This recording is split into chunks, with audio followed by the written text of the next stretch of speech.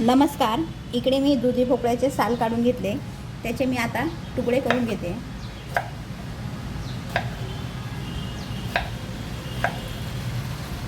याप्रमाणे तुकडे करून मी ते पाण्यात घालून ठेवते. इकडे माझे भोपळ्याचे तुकडे करून झालेत. पाव कप मूग डाळ स्वच्छ धुवून घेऊ.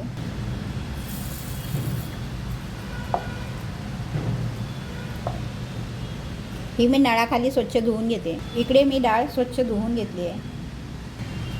एक कांदा,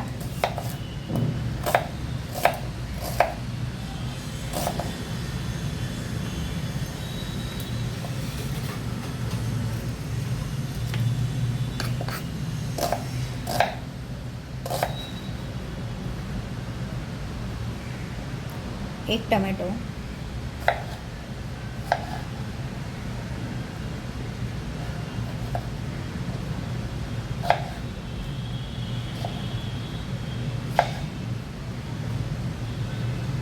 दोन हिरवी मिरची.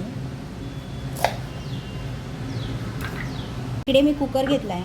त्यामध्ये ही डाळ घालूया, स्वच्छ धुवून घेतलेली.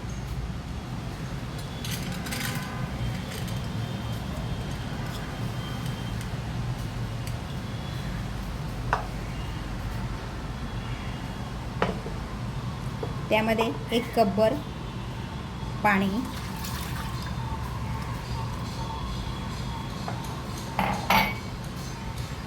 चार पाच लसणाच्या पाकळ्या सोलून, हिरवी मिरचीचे तुकडे, टोमॅटो, कांदा, भोपळ्याचे तुकडे,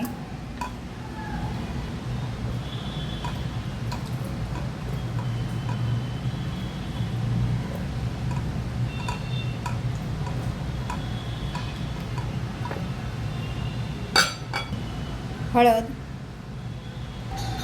लाल तिखट, जिरे, हिंग हे मिक्स करून घेऊया.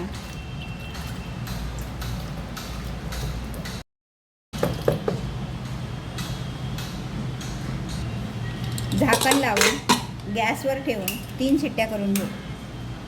कुकर गार झाल्यानंतर हे छान आपण मिक्स करून घेऊया.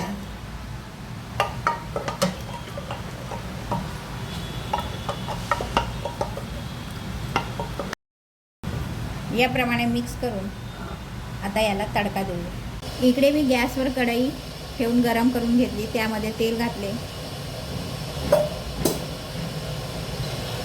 तेल गरम झाले, त्यामध्ये जिरे घालूया, हिंग,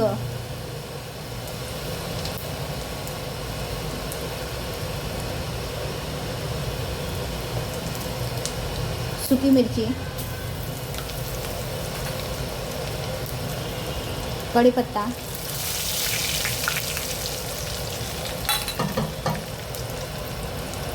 डाळ आणि भोपळा.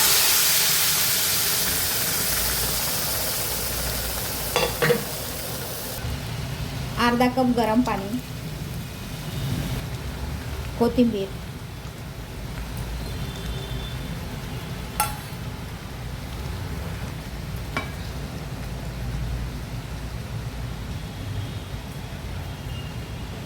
हे छान मिक्स करून घेतले. चवीनुसार मीठ,